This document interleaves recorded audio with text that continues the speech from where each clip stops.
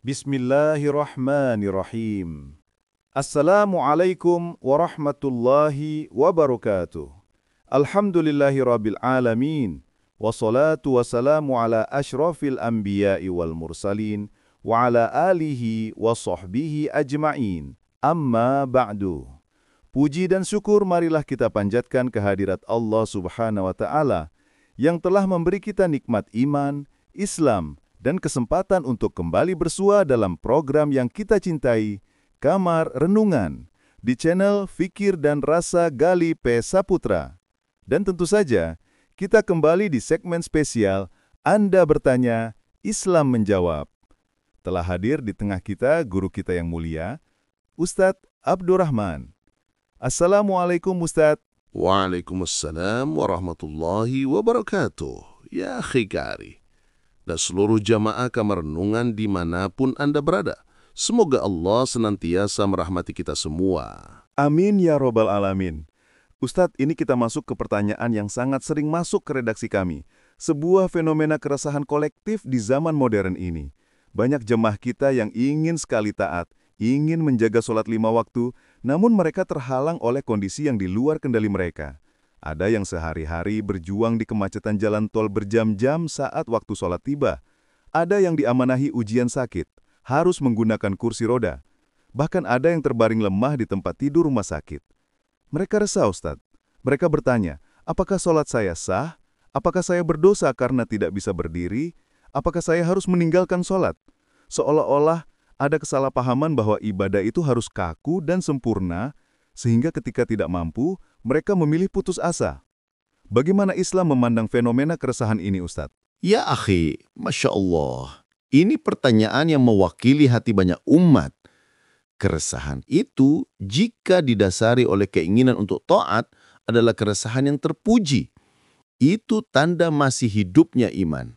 Namun, ketahuilah ya akhi, jika kita berbicara tentang Islam, kita berbicara tentang dinur rahmah, agama kasih sayang. Jika kita mengenal Allah, kita mengenal Ar-Rahman yang maha pengasih. Kita mengenal Al-Latif yang maha lembut. Kekakuan yang dibayangkan oleh sebagian saudara kita itu bukanlah wajah Islam yang sesungguhnya. Islam datang bukan untuk membelenggu, tapi untuk membebaskan. Syariat hadir bukan untuk menyusahkan, tapi untuk memudahkan. Allah Subhanahu wa taala berfirman dalam surah Al-Hajj ayat 78, "Wa ma ja'al 'alaikum fid dini min haraj." Dan Dia sekali-kali tidak menjadikan untuk kamu dalam agama suatu kesempitan. Maka untuk saudara kita yang sedang safar, yang sedang sakit, yang sedang dalam keterbatasan, Islam justru hadir memeluk mereka dengan sebuah konsep agung yang disebut rukhsah atau keringanan. Ini bukan diskon ya akhi. Ini adalah bukti cinta dari Allah yang tidak ingin koneksi hambanya terputus dalam kondisi apapun. Allahu Akbar, rukhsah, sebuah bukti cinta. Ini menenangkan sekali, Ustadz. Baik, mari kita masuk ke pertanyaan teknis pertama yang sangat spesifik. Ini dari seorang bapak yang bekerja sebagai pengemudi atau mungkin seorang yang sering melakukan perjalanan dinas. Ustadz, saya sering terjebak macet total di jalan tol atau sedang dalam perjalanan kereta jarak jauh atau di dalam pesawat. Waktu sholat, misalnya asar, akan segera habis. Saya tidak mungkin berhenti atau turun. Apa yang harus saya lakukan? Bagaimana tata cara sholat di kendaraan? Baik. Ini fikih yang sangat relevan. Fikih musafir atau fikih di atas kendaraan. Pertama, kita harus membedakan antara sholat sunnah dan sholat fardu. Untuk sholat sunnah, hukumnya sangat lapang. Rasulullah SAW memberikan kita contoh yang jelas.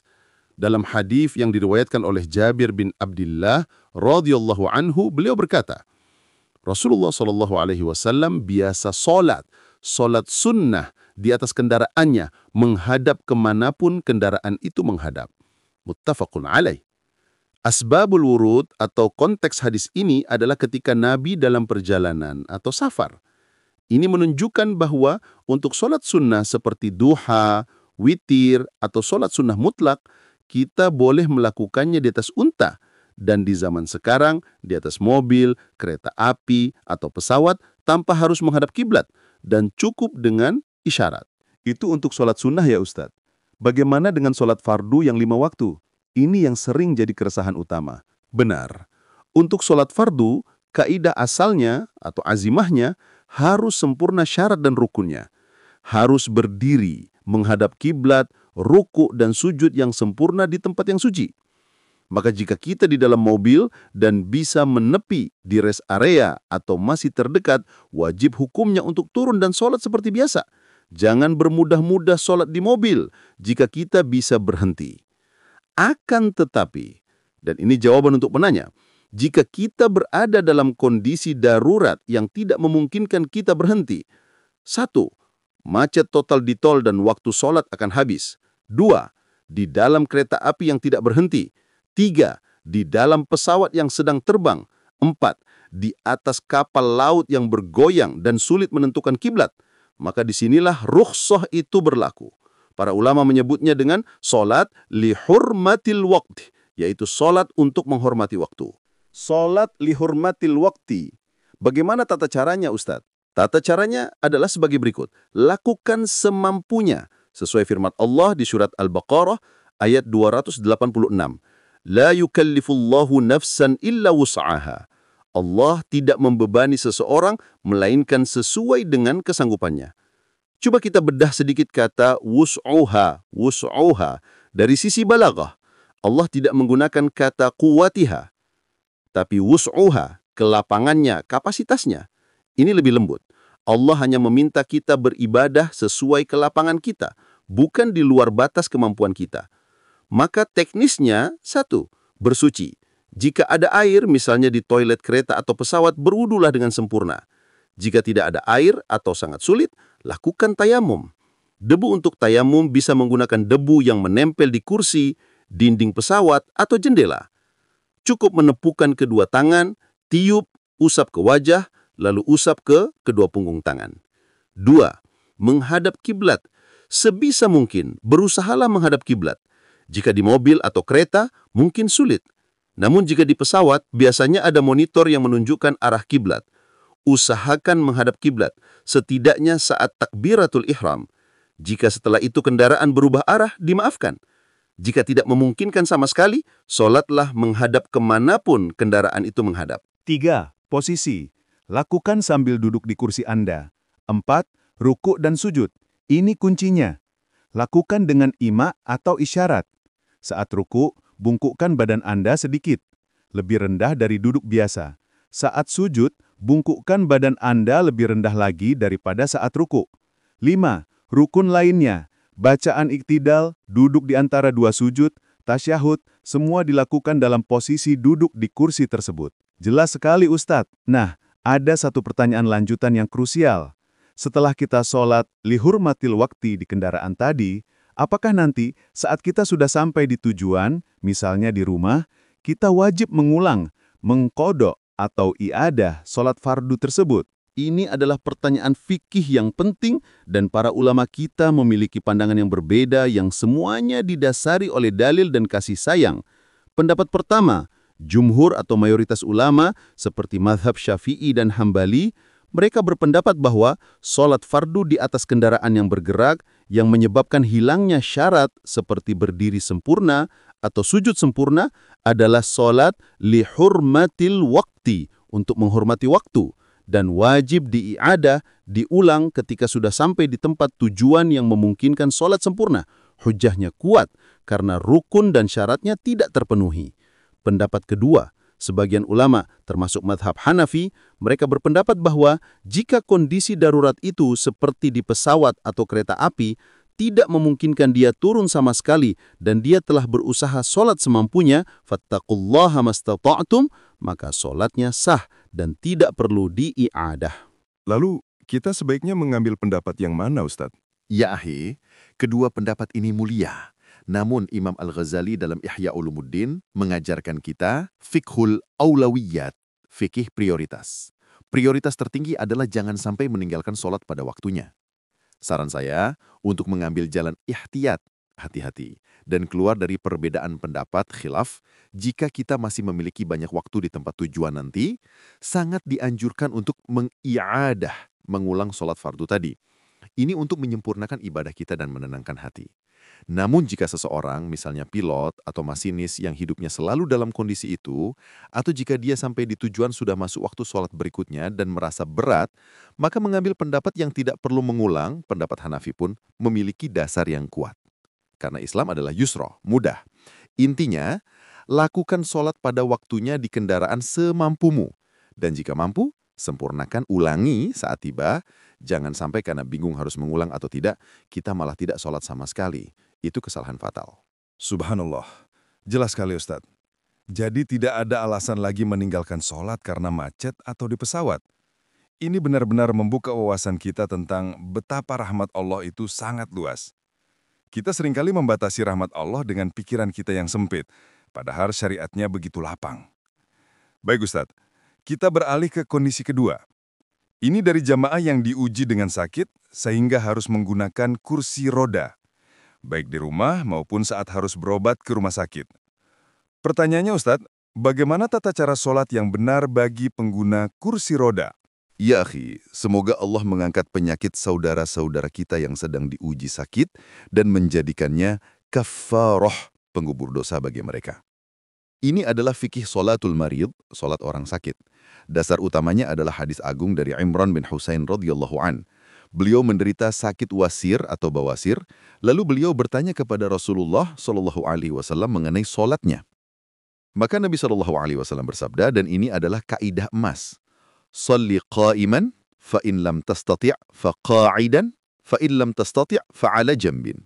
Salli qa'iman, fa in lam tastati' fa qa'idan, fa in lam tastati' fa ala jambin. Salatlah sambil berdiri. Jika engkau tidak mampu, maka salatlah sambil duduk. Jika engkau tidak mampu duduk, maka salatlah sambil berbaring miring. Hadis riwayat Bukhari. Lihatlah betapa indahnya tadarruj, tahapan yang diajarkan Nabi. Islam tidak menuntut di luar batas. Kaidah untuk menggunakan kursi roda adalah lakukan rukun yang mampu dilakukan dan gugur rukun yang tidak mampu dilakukan. Bagaimana teknisnya Ustaz? Misalnya untuk berdiri. Baik, mari kita rinci teknisnya. 1. Berdiri, qiyam. Berdiri adalah rukun dalam sholat fardu. Oh, jika pengguna kursi roda itu masih mampu berdiri, meskipun hanya sebentar, misalnya dia hanya lemah kakinya untuk berjalan jauh, tapi masih bisa berdiri sejenak, maka dia wajib berdiri saat takbiratul ihram dan saat membaca Al-Fatihah, jika mampu. Setelah itu, dia boleh duduk di kursi rodanya. Namun jika berdiri itu akan menyebabkan sakit yang parah, pusing hebat atau berisiko jatuh, maka rukun berdiri gugur. Dia boleh sholat sambil duduk di kursi rodanya sejak takbiratul ihram. Kedua, kiblat. Pastikan kursi roda diarahkan lurus menghadap kiblat. Ruku, ini mudah, cukup membungkukkan punggungnya ke depan dari posisi duduk, letakkan tangan di lutut dan jaga tumakninah. Sujud, nah ini yang sering salah dipahami. 1. Kondisi mampu. Jika penyakitnya tidak menghalangi dia untuk sujud ke lantai, misalnya dia pakai kursi roda karena tidak kuat jalan jauh tapi lutut dan punggungnya sehat, maka dia harus turun dari kursi rodanya dan sujud normal di lantai. Kondisi kedua, tidak mampu sujud. Jika penyakitnya seperti pasca operasi, sakit pinggang parah, atau kelumpuhan, membuat dia tidak mungkin sujud di lantai, maka dia melakukan sujud dengan isyarat ima. Caranya, bungkukkan badan dari posisi duduk lebih rendah dan lebih dalam daripada saat ruku tadi. Ustadz, ada pemandangan yang sering kita lihat. Sebagian orang meletakkan meja kecil atau bantal di atas kursi rodanya, lalu mereka sujud di atas meja itu. Apakah ini dibenarkan? Ya akhi, ini poin krusial. Imam An-Nawawi dalam Al-Majmu' Syarhul Muhadzab dan para ulama fikih lainnya telah menjelaskan hal ini. Tindakan meletakkan sesuatu, meja, bantal, atau papan di depannya untuk sujud di atasnya adalah tindakan tasyabbuh, menyerupai yang tidak ada tuntunannya dari Rasulullah SAW. Nabi mengajarkan kita isyarat ima, bukan membuat alas sujud yang ditinggikan. Hadis Imran bin Husain tadi jelas, jika tidak mampu, maka duduklah. Dan pelaksanaan duduk itu adalah dengan isyarat. Cukup bungkukan kepala dan badan lebih rendah saat sujud daripada saat ruku. Itu sudah sah sebagai sujud, tidak perlu memberatkan diri dengan meja atau benda lainnya. Yang penting bukan menempelkan dahi, tapi merendahkan diri di hadapan Allah semampunya. Allah berfirman dalam surat At-Taghabun ayat 16, "Fattaqullaha mastata'tum." Fattaqullaha mastata'tum. Maka bertakwalah kamu kepada Allah menurut kesanggupanmu. Di sini Allah menggunakan kata mastata'tum, menurut kesanggupanmu. Ini adalah kemampuan maksimal setelah kita mengerahkan usaha. Jika usaha maksimal kita hanya bisa membungkuk 10 derajat, itulah sujud kita. Jika bisa 30 derajat, itulah sujud kita. Allah Maha tahu usaha hambanya. Masya Allah. Jadi kuncinya adalah ima atau isyarat ya Ustadz. Ini mempermudah sekali dan meluruskan pemahaman kita. Sekarang Ustadz, kita masuk ke tingkatan ruhshoh yang lebih dalam lagi. Bagaimana jika saudara kita diuji sakit yang lebih berat? Harus bed rest total di tempat tidur, bahkan untuk duduk di kursi roda pun tidak mampu. Apakah kewajiban sholat gugur? Ya akhi, ini adalah titik di mana kita akan melihat betapa Allah Al-Wadud yang maha mencintai, tidak ingin kehilangan koneksi dengan hambanya barang sedetik pun. Selama 2 syarat masih ada, yaitu akal, kesadaran, dan hayat, kehidupan, maka kewajiban sholat tidak pernah gugur. Ini adalah kelanjutan dari hadis Imran bin Husain yang kita bahas tadi. فَإِنْ لَمْ تَسْتَطِعْ قَاعِدًا فَعَلَى جَنْبٍ. Jika engkau tidak mampu sholat dengan duduk, maka sholatlah sambil berbaring miring. Maka teknisnya adalah sebagai berikut. 1 posisi terbaik, ikhtiar. Posisi yang paling utama adalah berbaring miring di atas rusuk sebelah kanan, dengan posisi wajah dan dada diarahkan menghadap kiblat. Persis seperti posisi jenazah saat diletakkan di liang lahat. Jika tidak mampu miring kanan, misalnya karena ada luka atau infus di sebelah kanan, maka boleh berbaring miring di atas rusuk sebelah kiri dengan wajah dan dada tetap diusahakan menghadap kiblat. Jika tidak mampu miring sama sekali, misalnya karena sakit di punggung atau kondisi medis lain yang mengharuskan dia telentang, maka dia sholat sambil telentang. Posisinya, kaki diluruskan ke arah kiblat. Kepalanya sedikit diangkat di ganjal bantal tipis, tujuannya agar wajahnya sedikit condong menghadap kiblat, bukan lurus menatap langit-langit. Lalu Ustadz, bagaimana cara dia ruku dan sujud jika posisinya sudah berbaring? Dengan isyarat yang lebih minimalis lagi, para ulama merincinya. Dia melakukan ruku dan sujud dengan isyarat kepala atau anggukan. Anggukan untuk sujud harus lebih dalam daripada anggukan untuk ruku. Jika kepalanya pun tidak bisa bergerak, misal menggunakan penyangga leher, dia melakukannya dengan isyarat mata atau kedipan. Kedipan untuk sujud lebih dipejamkan daripada kedipan untuk ruku. Jika mata pun sulit bergerak, sebagian ulama seperti dalam mazhab Hanafi berpendapat dia sholat dengan isyarat hati. Dia hadirkan seluruh rukun sholat itu dalam benaknya. Dia takbir dalam hati, membaca Fatihah dalam hati, ruku dalam hati, sujud dalam hati. Lihatlah ya akhi, sampai titik terlemah seorang hamba, syariat Islam masih memeluknya. Ini adalah cerminan dari firman Allah tentang ulul albab, orang-orang yang berakal, dalam surat Ali Imran ayat 191. Alladzina yadhkurunallaha qiyaman wa qu'udan wa ala junubihim, yaitu orang-orang yang mengingat Allah sambil berdiri atau duduk atau dalam keadaan berbaring. Konteks ayat ini adalah pujian Allah kepada hambanya yang selalu terhubung atau berzikir dalam kondisi apapun. Dan sholat adalah puncak dari zikir. Kata wa atau dan di ayat itu, qiyaman wa qu'udan wa ala junubihim, menunjukkan kesinambungan, bukan pilihan. Artinya, dalam 3 kondisi utama manusia, berdiri, duduk, berbaring, koneksi kepada Allah tidak boleh putus. Kita teringat kisah Imam Ahmad bin Hanbal rahimahullah. Ketika beliau disiksa di penjara dalam peristiwa mihnah atau fitnah Al-Quran adalah makhluk, beliau dipukul hingga tak mampu berdiri. Namun beliau tetap melaksanakan sholat fardunya dengan duduk, dengan isyarat, di tengah siksaan. Bagi beliau, sholat bukan lagi kewajiban, tapi kebutuhan. Sholat adalah kekuatan dan penyembuh itu sendiri.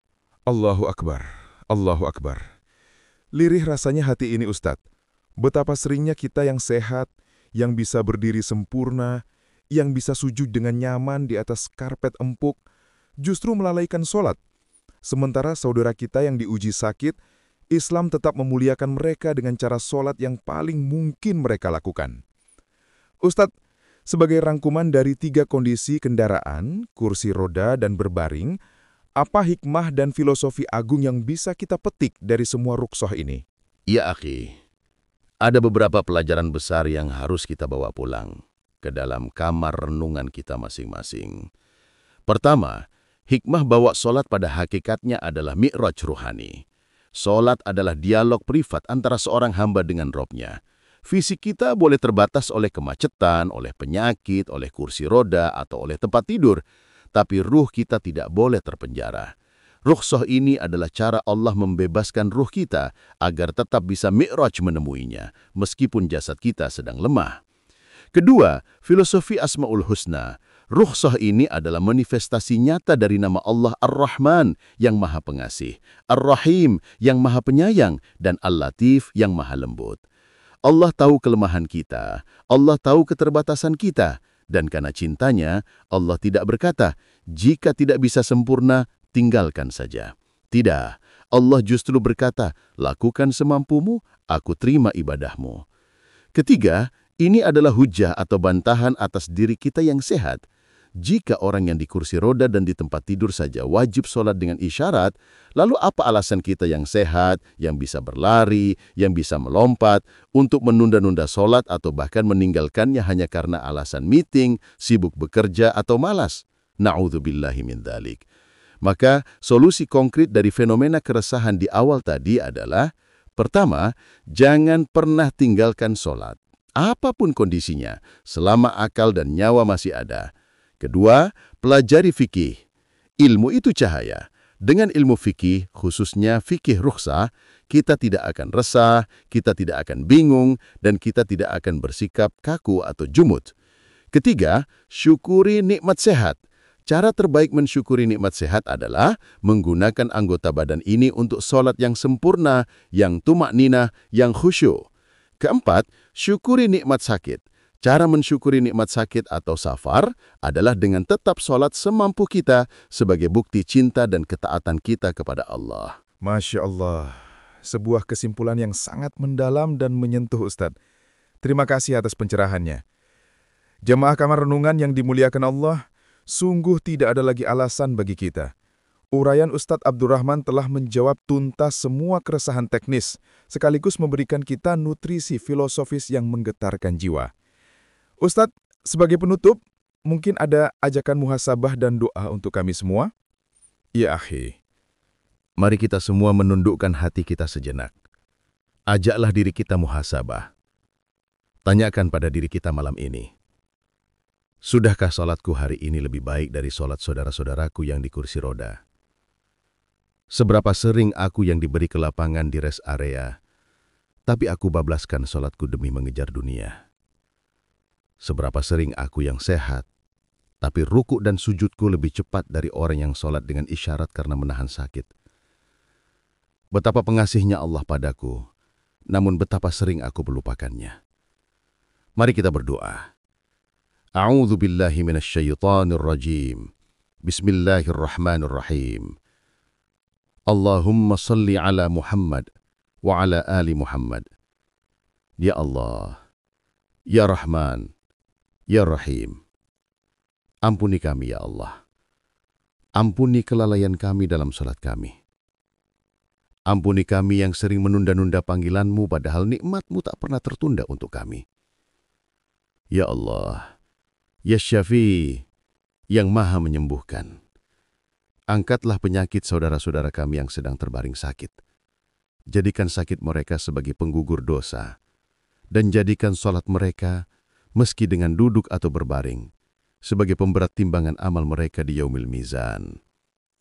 Ya Rabbana, ihdinas siratal mustaqim, tunjukkan kami jalan yang lurus, jadikan kami hamba-hamba-Mu yang mendirikan sholat dalam keadaan lapang maupun sempit, dalam keadaan sehat maupun sakit. Wafatkan kami dalam keadaan husnul khatimah, dalam keadaan kami sedang bersujud kepadamu. Rabbana atina fid dunya hasanah wa fil akhirati hasanah wa qina adzaban nar wa sallallahu ala nabiyyina Muhammadin wa ala alihi wa sahbihi ajma'in walhamdulillahi rabbil alamin. Saya kembalikan kepada Akhi Galih. Amin. Amin ya Rabbal Alamin. Sebuah doa yang menyentuh dan muhasabah yang mendalam.